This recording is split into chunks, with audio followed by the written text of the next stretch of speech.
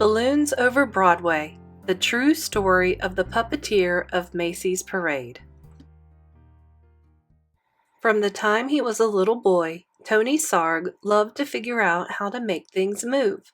He once said he became a marionette man when he was only 6 years old. His father had asked him to feed their chickens at 6:30 in the morning every day. Tony had an idea. What if he could feed the chickens without leaving his bed? He rigged up some pulleys and ran rope from the chicken coop door to his bedroom window. That night, he spread chicken feed outside the chicken coop door. The next morning, Tony pulled the rope and the door to the chicken coop opened. The chickens ate their breakfast, Tony stayed snug in his bed, and his dad, so impressed, never made Tony do another chore. When Tony grew up, he moved to London, where he discovered that no one was making marionettes for kids anymore. So out of wood, cloth, and strings, Tony began to make puppets. He figured out ways to make his marionettes' movements so lifelike that they performed as if they were real actors. Word soon spread about Tony's amazing marionettes.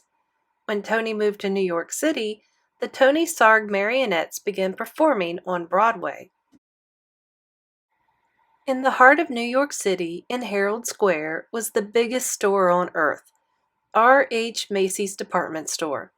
Macy had heard about Tony's puppets and asked him to design a puppet parade for the store's holiday windows.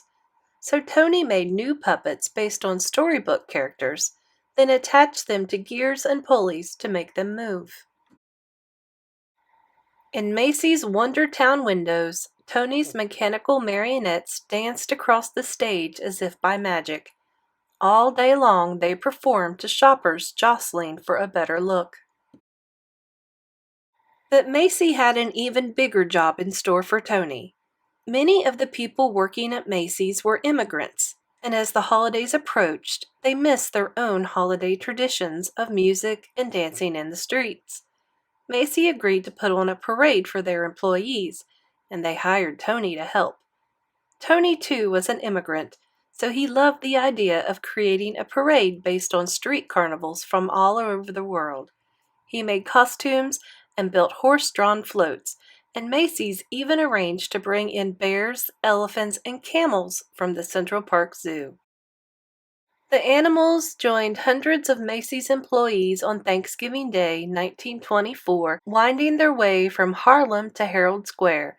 It was a dazzling parade. In fact, Macy's first parade was such a success that they decided to have one every year on Thanksgiving Day to celebrate America's own holiday.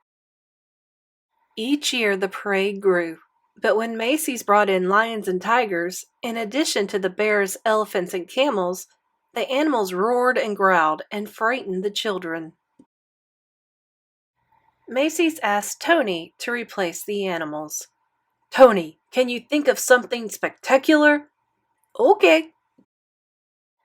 Tony hoped to replace the animals with some kind of puppets, but his marionettes were less than 3 feet tall. He would have to make much larger puppets in order for them to be seen in the parade. And how could he make them strong enough to hold up in bad weather, yet light enough to move up and down the streets? Tony knew of a company in Ohio that made things out of rubber, the perfect material for any weather. When he called the company and showed them his sketches, they agreed to make what Tony wanted. Still, how would Tony make his big puppets move? Then Tony had an idea from an Indonesian rod puppet in his toy collection.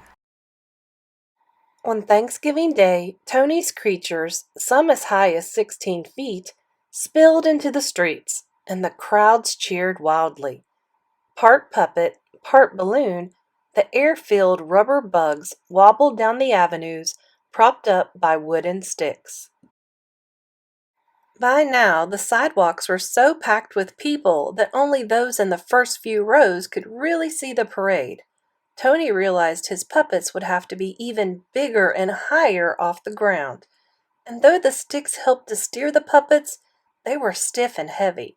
Tony wanted his balloons to articulate, to move and gesture, more like puppets. But how?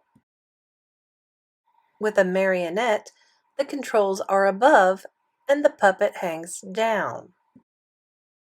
But what if the controls were below and the puppet could rise up?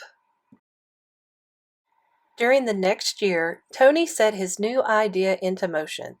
This time, he asked the company in Ohio to make balloons out of rubberized silk, as strong as rubber, but lighter than rubber alone. Most important, Tony ordered the balloons to be filled not just with air, but with helium too. Since helium is lighter than air, it would make the balloons rise. Once the puppets were completed, they were deflated and shipped back to Tony in New York. Tony did not know if everything would go as planned. It was still dark on Thanksgiving morning when Tony filled the balloons with helium, tethered them down with sandbags. By 1 p.m., the sidewalks were packed with people ready for the parade. Then, one by one, Tony cut the lines to the sandbags. "Let's have a parade!" And the magnificent upside-down marionettes rose up to the skies. Nodding and waving to the crowds below, they sailed past Central Park. They sallied down Broadway. They shimmied and swayed through the canyons of New York City. High above the crowds, they flounced in the afternoon wind, pulling the rope handlers this way and that. Yet with every heave-ho, the balloons gestured and articulated like wild puppets, and the crowd screamed for more. After the balloons were eased under the L, they ended in front of Macy's, at Tony's Wondertown windows. It was a parade New Yorkers would never forget. And from that day on, every Thanksgiving morning, crowds have lined the sidewalks of New York City to see what new balloons would rise to the skies for Macy's famous parade. Tony Sarg, the puppeteer who loved to figure out how to make things move, had set the stage, with a little rigging, for a puppet to be anything anyone could imagine it to be.